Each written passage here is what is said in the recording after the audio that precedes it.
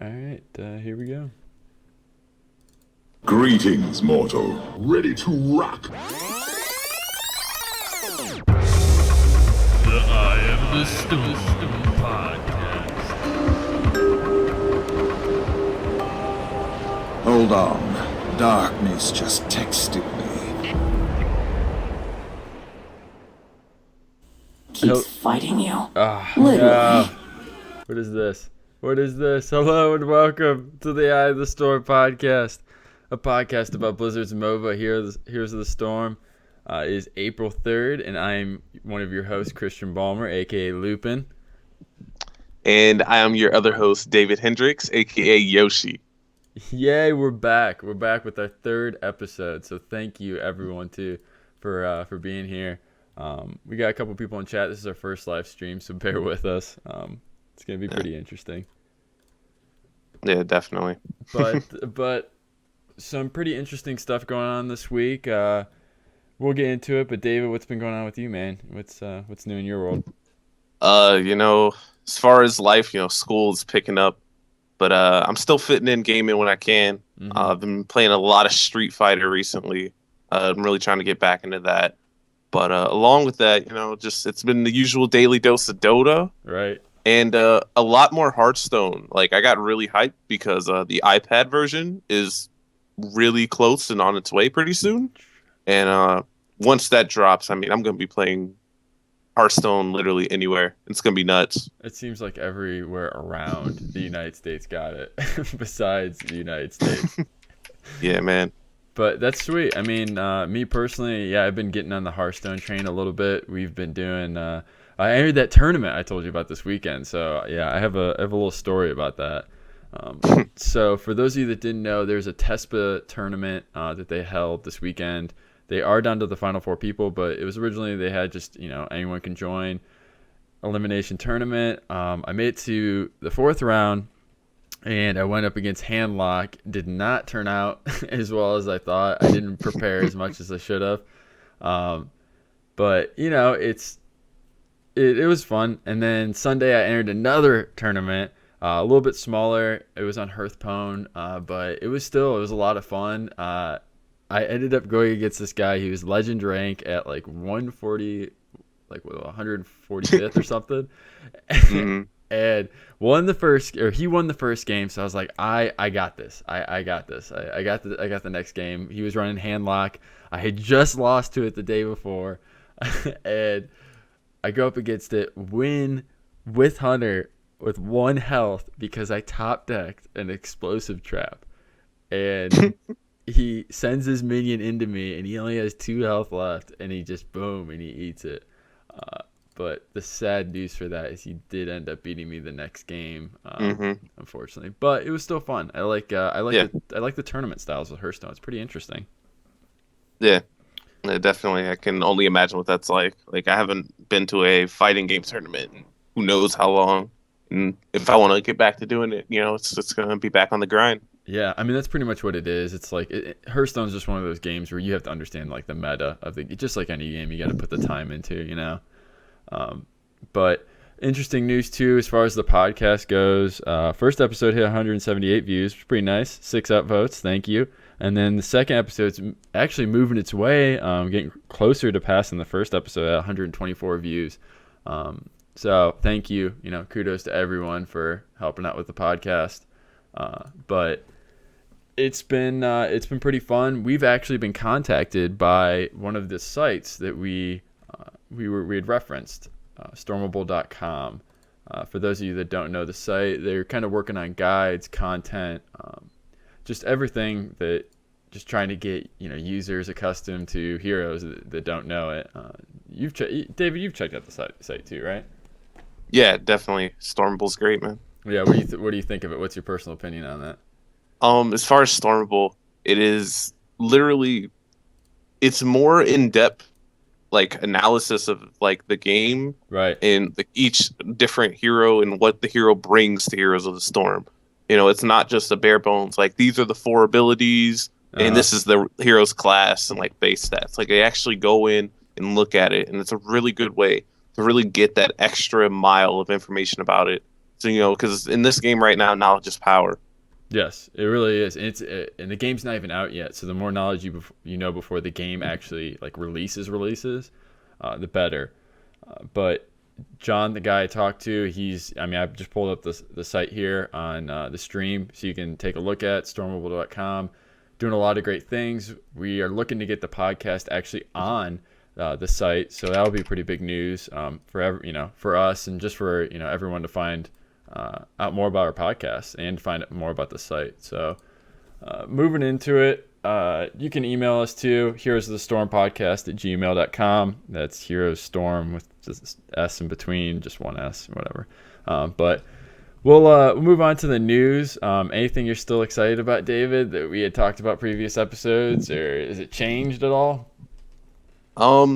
It's usually back to the same thing, just I'm really excited as far as just seeing the team comps and seeing how this game develops as it like matures and gets more fleshed out and, proceeds to the later phases of this alpha stage and what eventually ends up getting into beta and then one day releasing. So, yeah, I mean, they're making great improvements so far. So I'm pumped, man. But yeah. Definitely more alpha keys on the way. They posted that I think last week. So if you haven't checked your Battle.net account, check that out. See if you got in, because I'm still playing a buddy on WoW, his account. So I would like to have my own so I could start playing my own, but it never seems to work out that way. So hero rotation 2 for the week of April 1st: Barbarian, Illidan, Malfurion, Sergeant Hammer, Demon Hunter, and Tassadar. Which one of those is your pick, David? I think I know what it is. Oh, it's Illidan, man.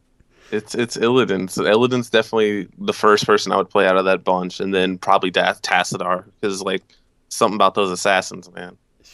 It's gonna be interesting, definitely, to see see where this goes. I mean, I want to try out Barbarian. I haven't really done too much with any of those classes or those heroes yet. I played Demon Hunter a little bit, but we'll see. We'll see where it goes. And then as far as that, they did release the new skin spotlight for Frostworm Arthas. I guess it was supposed to be an April Fool's joke.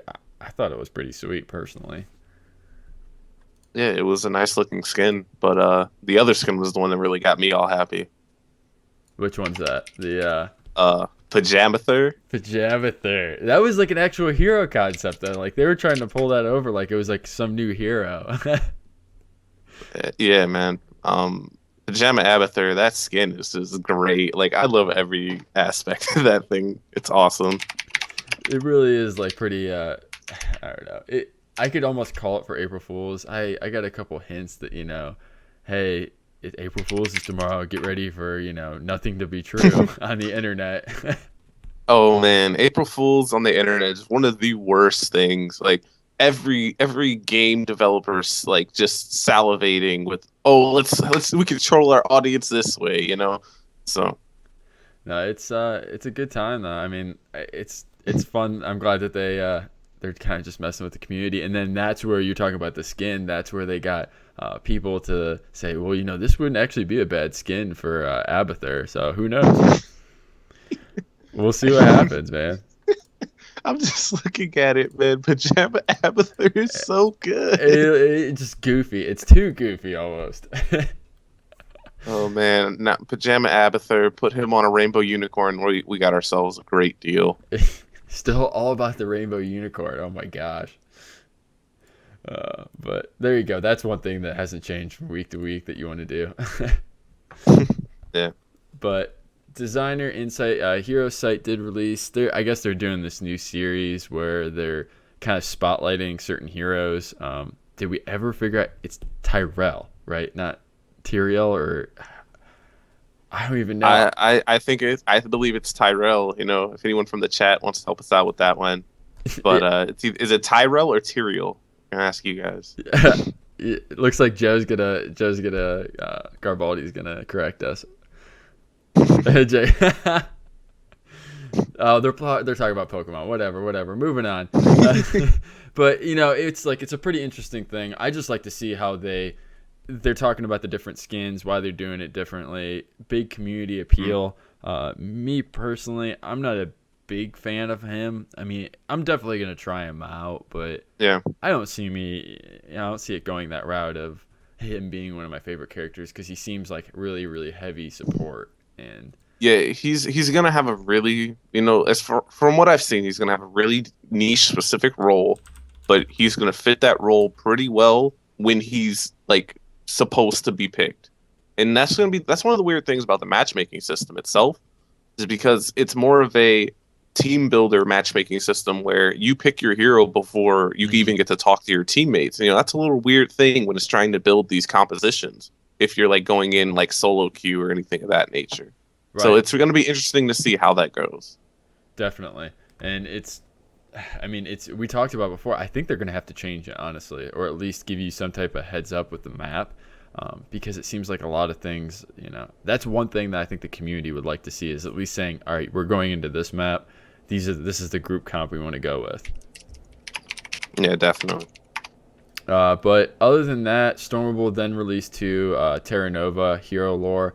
I played a little bit of StarCraft too, but not a whole lot. So it was interesting for me to see, like the whole background behind Nova. Recommend anyone that is interested in that, check it out too. They do a bunch of different ones. Yeah, well, they have tons of it. And the funny thing about Nova is, I'm not sure if you ever heard of StarCraft Ghost. Yes, it never got released, right? Yeah, it never got released, and it's like the other day, one of the guys at Blizzard said it's still on the table. It may not be coming out soon, but they're considering doing it. But that would be another one of those things where it's good to see like just the Ghost units and Nova, and just see them in that setting. It's a completely different game type, but it'd be like cool to see. Right, like a throwback almost, or just it'd be nice. I see what you're saying. But yeah, I'm pretty sure that kind of moves into what we were talking about with features. As far as like the group comp goes, I don't know if you saw, but the Haunted Mines, they actually made a few changes to it. Beforehand, I got to try them out a little bit. I think it was a good move. I think just the big thing about this is they're actually starting to take good steps towards changing the maps. They're not like, this is what we have, and then they throw it out there. They're open to the feedback. Yeah, man, and which is super huge. I mean, it's a tech alpha. They need to be open to this feedback, and they need to seriously sit down and analyze this stuff, because the most important part of this game is going to be its balance. Whether things are balanced, whether things are fair, and I feel like some of these changes, it definitely helps. Like just looking at the Haunted Mines changes, like decreasing the scaling but increasing the overall health. Yes. Of the skeletons, is that what it's for? No, actually, that's the golems that they're doing it for. All right. Yeah, but still, no, it's going along the same thing. Like they're realizing it, but keep going. Yeah, so it's just like, even if that applies to the golem, like that's one of those things where it's like, all right, we're gonna make sure that we're just gonna have a tanky golem who's just gonna sit there and push, and we're gonna win. I think it just brings the initiative to people to even more so on the objective, because I understand the scaling decrease thing, but the overall health increase too. Yeah, like you're saying, it's going to make the golems a little bit more tanky, so then they can even push further into the base or make the team focus more on the base. So it's interesting. I like this quote. I finally found out who said it, Confucius. If you aren't helping your team out with objectives, you're doing it wrong. And like we talked about in the previous 2 episodes, that's a huge thing for this game, is objectives, and if it's going to stick with the community or not. So moving on to our strategy section, this is the one I really want to spend a lot of time on, because this is a huge thing, the ping system. A lot of people are upset about the ping system, and I don't know if you haven't seen it, but it pretty much the way it works for anyone that doesn't know. You hit the ping button, and then wherever the objective is close to, for instance, an enemy hero, a mercenary camp, anything like that, the ping will automatically find its way to it, or like the closest thing. It won't just say, like, let's move here. It'll be like, let's tear down this cannon, or let's take out the mercenary camp. So what direction do you think they could take with that? It's an interesting take on the ping system, because it's very formatted to like specific things, rather than to just like point out certain things on the map, Mm-hmm. which is an interesting thing, because I know, like, for my case with pinging, I like a loose ping where I can just like ping a certain spot and say we could meet up here instead of like forcing it to ping like a mercenary camp of that, Right. or like right next to it. But it's definitely an interesting take on it. A ping system to me is one of the most important parts of building a game of this nature, because there are games that have a ping system that I completely don't agree with, and there are games that have some of the best pings, a very good simplistic ping system. Uh-huh. I'm not going to name the games, but there's a certain game where the ping system is you would just press P, and then it opens up an entire list of commands, and you have to basically almost memorize probably like these next 20 commands, and then be able to go through that. And that's just another aspect of adding to the system. Now, that game's not a top-down MOBA, but still, it's a very difficult. Like, I shouldn't say difficult, but it's a system that takes more time to like master. Yeah. And it's something that you wouldn't want to bother mastering a ping system in a standard game. It sounds cluttered almost, like Yeah. it's too much. Like it works in the game, but it's got a really strange. It's got a really strange just feel to it. It doesn't feel natural to the game, natural to the progression of the phases of the game. And say, oh, let's all meet up here. Well, it's like you're just typing in commands instead of pointing to a spot on the map. Right. But, like I said, I mean, that makes sense too. And it's just more clutter. It sounds like if you have to open up a whole new menu, that just doesn't help the game, in its simplistic nature at all. And my big point was, like, I understand the ping system, it's supposed to be there to help, just to make people realize, like, hey, we need to take this in a versus match and things like that. But if you go up against a team, and this is what I've run into in the alpha right now, is if you go up against a team that has TeamSpeak or Skype or anything like that, their advantage is huge. Like, you can't even, they're not even playing the same game, really. Like, they just know exactly where to go. They know if you're by yourself, boom, they come out of nowhere, they gank you, and then it's like it never happened. So it's hard to implement a ping system like that when you're talking about going against having these uneven matches. Yeah, because the game doesn't have voice chat support right now, right? Right. Yeah, and voice chat, most people say they don't want voice chat because it adds to the toxicity of games that play games like this, the communities that play it. Right. But I think, like, that can be said for almost anything, where it's like you will always have two sides of the coin. People who use certain things like properly and effectively to win the game, to count out these objectives, say, all right, team, we're going to move down to the mines, we're going to take out these skulls, it's time to go, or mines come up in 30 seconds, goal will spawn in 20, saying these things verbally, because that way at least you're telling someone this, and they're hearing this. And if, like, that's always one of those things. I love voice chat for these things because it's easy to say. I don't have to take my hands off of the keyboard, or off my mouse, I should say, to type in, and it makes everything that easy. I mean, you're exactly right. It's just you're able to keep doing what you're doing without having to, like, stop, type out, hey guys, we need to go here, and then you're just killing more time. You're exactly right, and that is I think they should just take the emphasis off the ping system right now and just go for voice chat. I mean, why would you try to improve the ping system when you need something like a voice chat?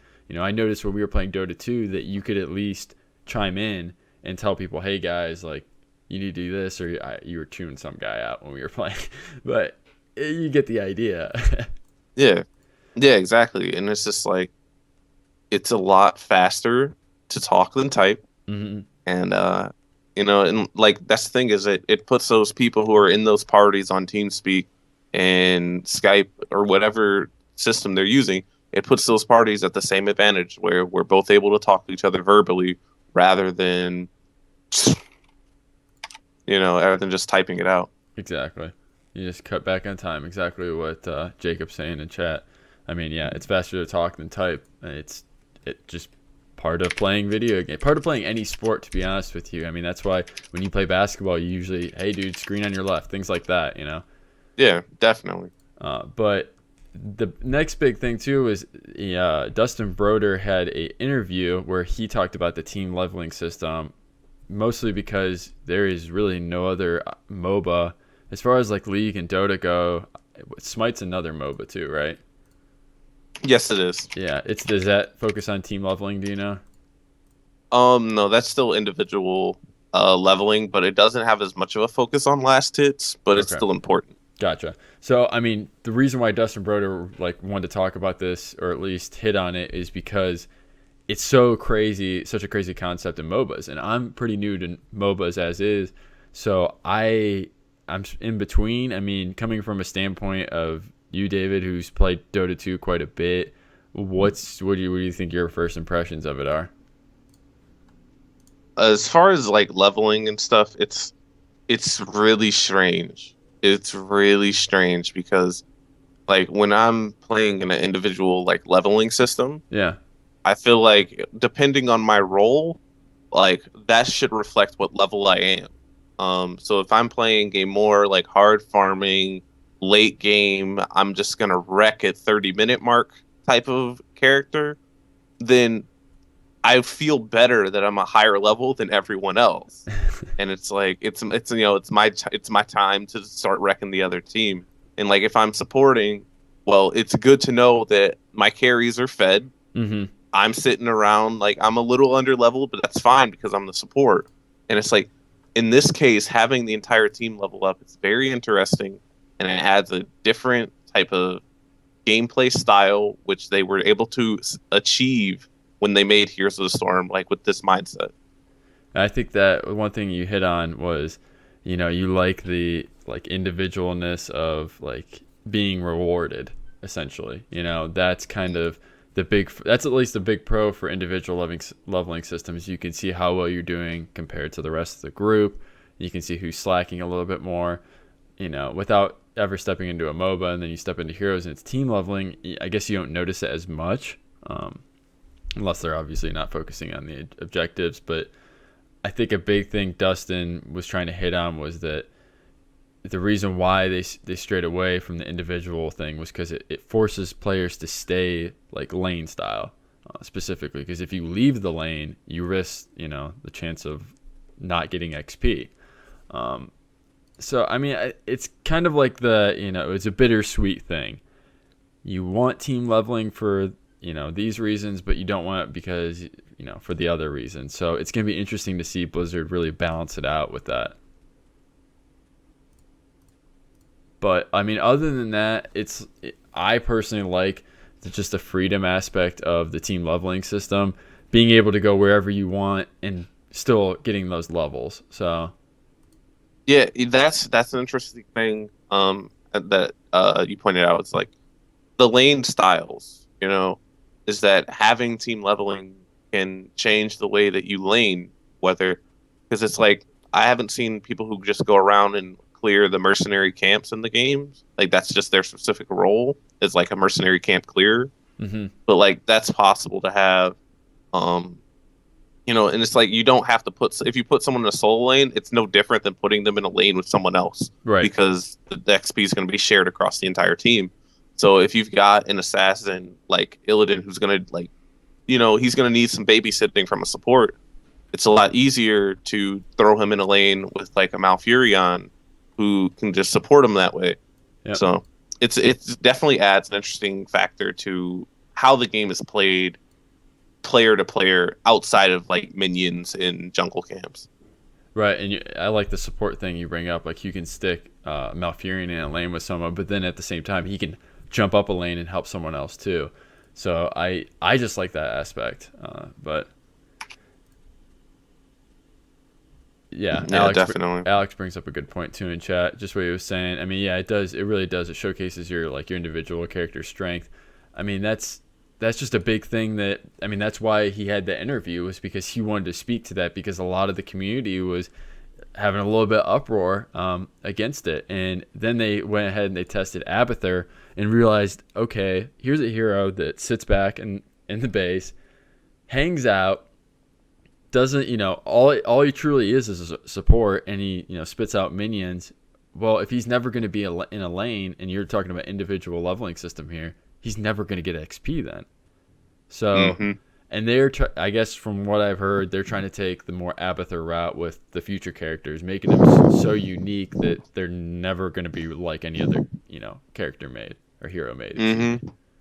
Yeah, and that's exciting. That's exciting because this is relatively game changing to this genre of game. So it's gonna be, honestly, the game can go so many different routes, or actually can only go two routes if it's gonna flop or it's gonna be amazing.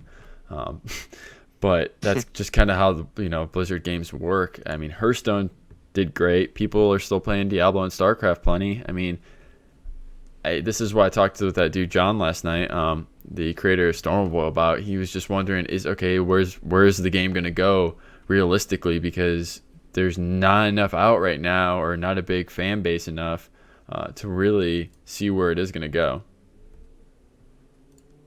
Yeah, which is it's one of those things where it's like you would like for it to catch on, you'd like for it to just keep going and stuff, but it's one of those things. Well, we'll know with time, because I mean the alpha's it's got decent traffic. I mean, it's not that many people invited, but it's still something that's working. And it's working to get to a point where they can actually just send out these invites, see people having fun with the game, because the most important thing about this is people need to be having fun with it. Yeah, they do.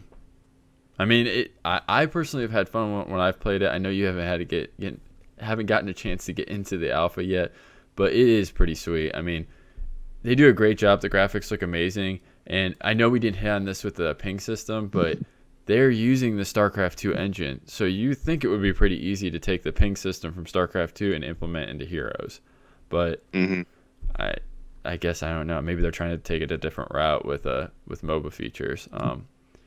But yeah, I mean, go ahead. Sorry.